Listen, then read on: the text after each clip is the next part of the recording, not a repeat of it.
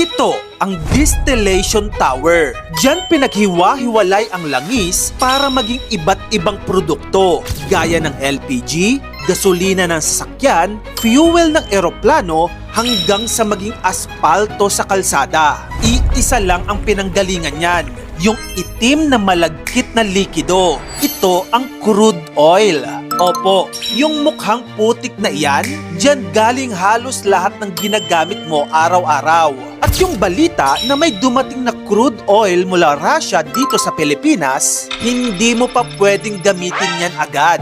Dadaan pa kasi yan sa nag-iisa nating refinery, which is ang Petron Bataan Refinery, upang maging usable products ito. Pero teka, paano nga ba gumagana ang distillation tower na ito?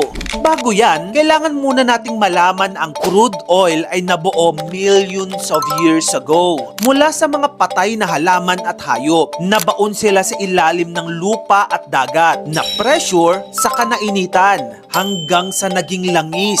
Ngayon, hinuhukay ito sa mga oil fields sa buong mundo. Ang mga top producers ng crude oil ay United States, Saudi Arabia at Russia. Ngayon, yung mga crude oil na nakuha, pupunta yon sa tinatawag na refinery. Kasi nga, hindi mo magagamit kapag crude oil lang siya. Kailangan muna siyang painitin sa 350 Celsius up to 400 Celsius. Habang umiinit, naghihiwalay ang langis base sa bigat. Yung mga magagaan, umaakyat sa tore. Yung mga mabibigat, nasa baba. Parang layering. At dito sila naghiwa-hiwalay. At dito nabubuo ang 7 major products. Ano-ano ang mga ito? Yung una, yung nasa pinakamataas na layer, dito nabubuo yung pinaka-light na gas na nakikita natin sa mga LPG, which is ginagamit natin yan sa mga lutuan. Ang proseso niyan, kinokolekta nila yun sa taas, saka kinokompress para maging liquid. Yung pangalawa naman sa pinakamataas ay ang gasoline. Ito, ginagamit natin to sa mga sasakyan natin. Ang proseso naman nito, galing ito sa naphtha range at dumadaan sa cracking at reforming. After niya, nagiging gasolina na.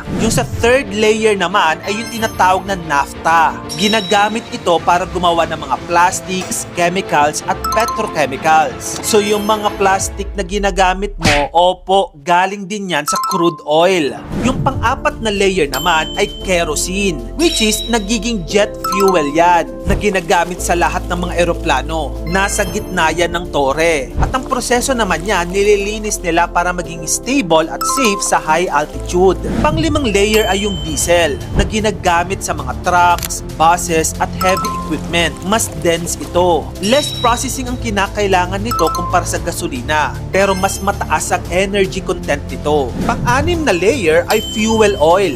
Ginagamit ito sa mga ships or barko, power plants at industrial heating. Ito yung mas mabigat na fuel. Hindi ito magagamit sa mga kotse. Para lamang ito sa malalaking makina. And then yung pang-pito o yung pinakailalim ay residue na lang. Pero nagiging tinatawag itong bitumen na ginagawa upang maging aspalto. Kaya yung mga dinadaanan mong kalsada, opo, galing pa rin yan sa langis. So ibig sabihin, ganito kaimportante ang crude oil. Kaya yung isang barrel ng crude oil, nagiging gas mo, plastic mo, shampoo mo, gulong ng kotse at kalsadang dinadaanan mo. Dito sa Pilipinas, nag-iisa lamang ang refinery natin. Ito ang Petron Bataan Refinery. Kaya kadalasan, umaasa pa rin tayo sa imported refined fuel na. Ibig sabihin na proseso na yung langis. Kaya naman yung natanggap nating 700,000 barrels of Russian crude oil, importante pa rin yun. Kahit hindi pa proseso, at least meron pa rin tayong crude oil. Kaya naman ngayon alam mo na ang importansya ng crude oil, hindi lang yan basta langis. Pundasyon yan ng modern world.